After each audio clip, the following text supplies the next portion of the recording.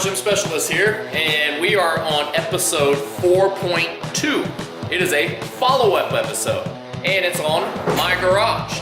Here's what we're gonna add. One of the most overlooked missing pieces in the entire garage gym is a high-low pulley. I know many of us have been using bands for a pulley system, which is a substitute at best, but definitely not an exact stimulus. So what we've done is we will be installing today a high-low pulley wall mounted. First thing we gotta figure out is where in the world are we gonna put this thing?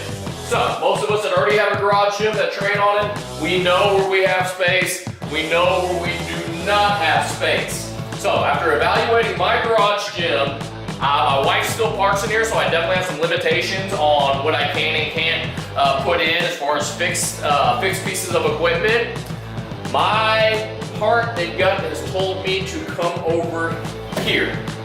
This is pretty much wasted space. I got a fan that I never plug in. Why? Because my clock and my radio, I only have 2 outlets.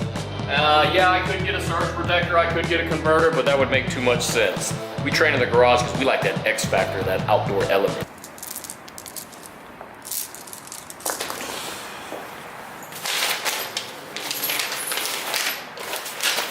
Got it, let's go. Step 1, what you want to do is establish where we're going to put the high-low pulley.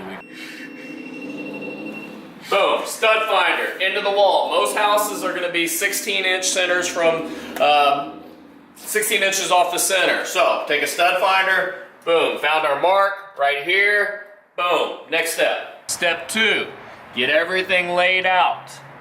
I repeat, get everything laid out. I know we like to blow through and not use instructions, but a lot of times what will happen, especially when we're running pulleys, that if you run a pulley incorrectly, you will strip this nylon cable. I repeat, if you run a pulley incorrectly, you will strip a nylon cable and have to get a new one. Plus, we don't want to pull it off where we get everything done and we always have that 1, maybe 2 bolts left. No, we don't want that. We want everything installed correctly. So, establish where it's going. Step 2, get everything laid out. Make sure you have all the parts. Step 3, start your install.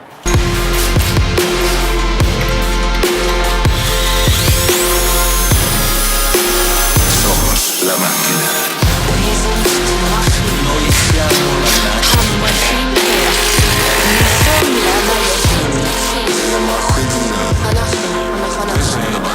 We are the machine.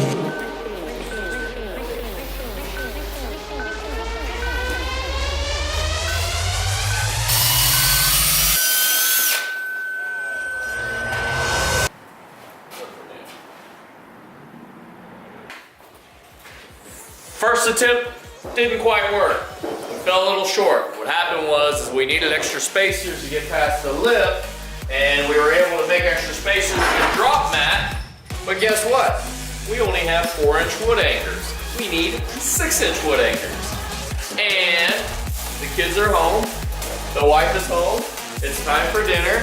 We're gonna postpone this project until tomorrow. So, guys, do not get discouraged. This is how things go down sometimes. It doesn't work out perfect because nothing's perfect in this world. But we're gonna make a few adjustments and the install's gonna be done. It's gonna be done right.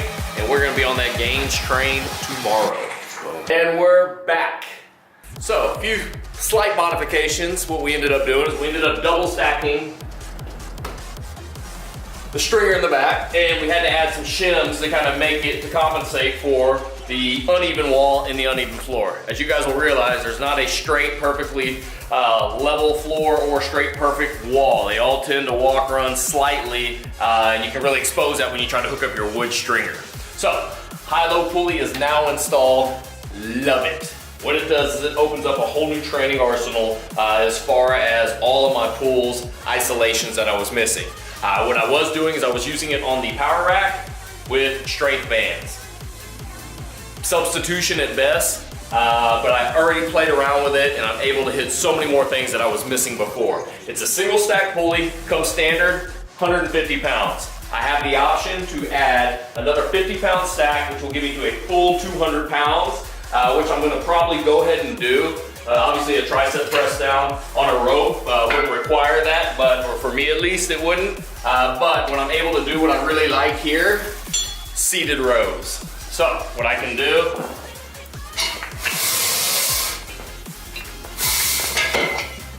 and this was done by design, by the way, is I was trying to figure a place without having to put some sort of board or something and still maximize the space of the lip that everybody battles. So what I'm able to do is actually use the lip as my foot stop, and now I can hit that consistent seated row. I was doing a lot of substitution for my seated rows with the 6-way landmine handle, which has been a great substitute. I'm definitely not going to abandon that. I'm going to continue to use that. But you're really able to hit that mid back of the seated row, true, pulley system. So I'm going to add probably another 50 pounds, which I can go up to 200 total pounds, so I can hit those lifts more consistently with a heavier weight. You guys stay tuned. I'll post some updates, and I'm already thinking about it, but I probably won't just do it out the gate. Wouldn't it look better with another stack right here? Now we got functional trainer, cable crossover type stuff. Just got to make some measurements. My wife does park her car in here, but I think I can pull it off, and I think I could actually add another multi-grip pull-up bar right there as well. My wheels are turning. Stay tuned. Thanks for tuning in.